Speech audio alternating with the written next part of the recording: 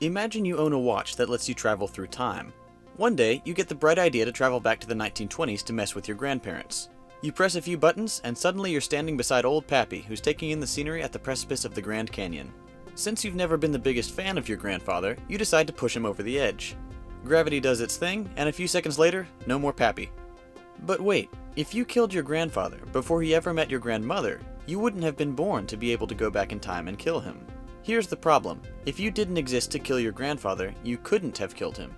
Because you didn't kill him, he's still alive. But that would mean that you yourself would be alive, and now you can go back in time to kill him, and so the endless loop goes on.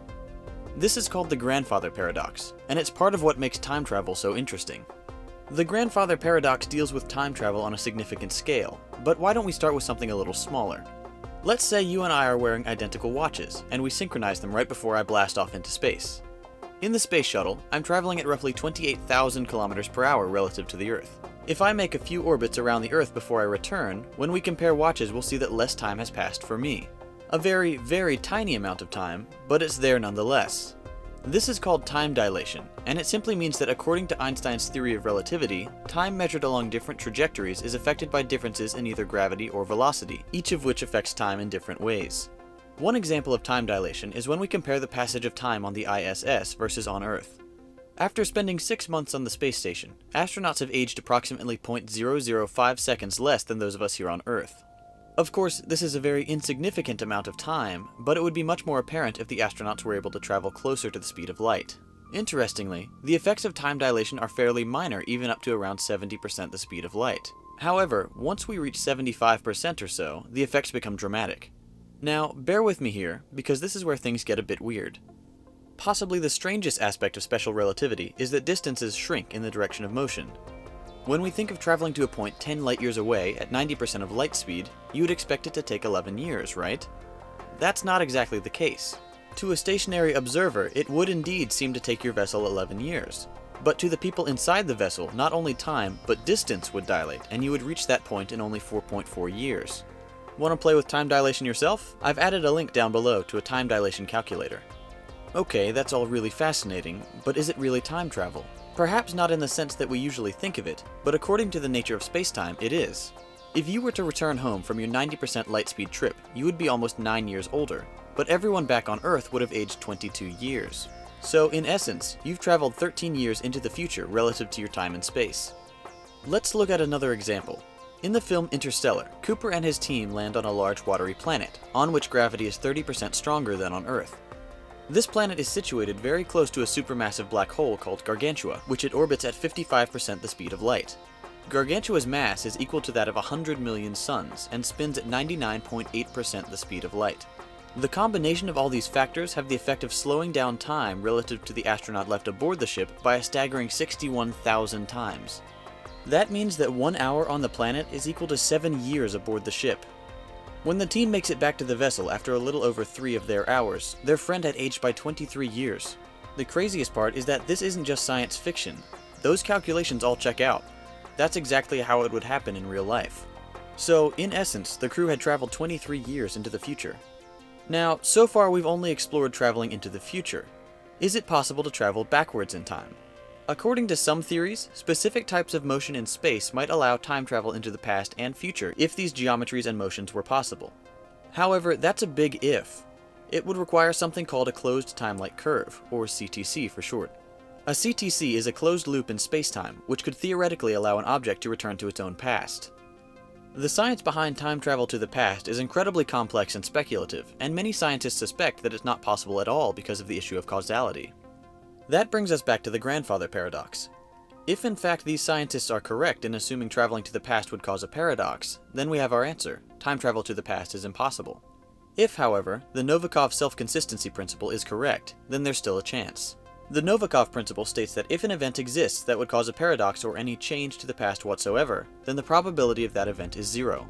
It would thus be impossible to create time paradoxes.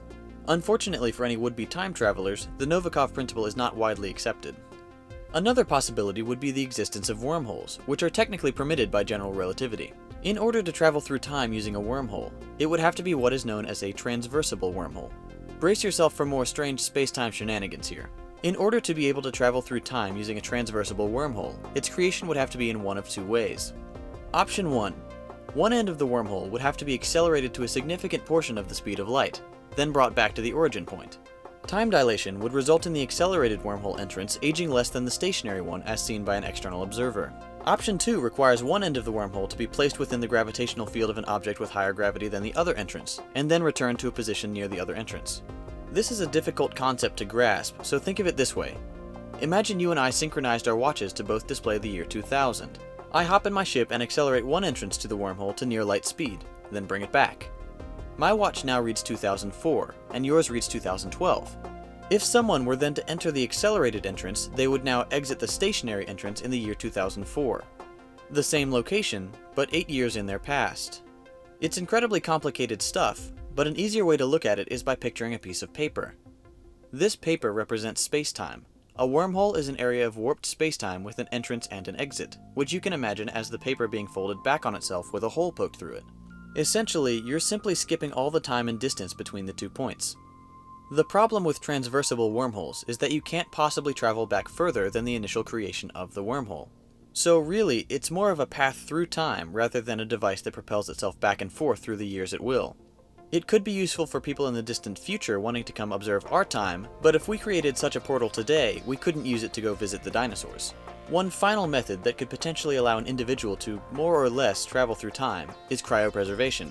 The branch of science concerned specifically with preserving humans is called cryonics, and the practice has been around since the late 1960s. Cryonics is on the speculative edge of medicine, as its proponents suggest that death is not a singular event, but a process. It would have to be for the practice to be successful, because it's currently illegal for a human to be frozen before they die. When a person has opted to be cryopreserved, their body is prepared minutes after official death. The theory is that by reducing the patient's body temperature to around -130 degrees Celsius, enough brain information will be retained in an accessible state for doctors and scientists of the far future to revive the patient. Temperatures that low inevitably cause significant damage to the human body, regardless of cryopreservation safeguards, so the doctors of today are relying on the development of future technology that will allow the brain to be repaired at the molecular level and restored to functioning condition. If someday technology has advanced far enough to revive cryopreserved humans, they will have essentially time traveled to the future. It's not quite as easy as shows like Futurama make it seem, but it is theoretically possible. And that's time travel in a nutshell. You really can move forward through time by traveling at immense speeds or through cryopreservation, but travel to the past is likely impossible. Of course, the science of quantum physics and time travel is incredibly vast and well beyond the grasp of most normal people, so we may be missing just one crucial element to understanding exactly how space-time works. But who knows? Maybe someone from the far future will show up in our time and give us the key to unlocking the mystery. Or would that cause a paradox? As always, I've included sources and links for further reading in the description.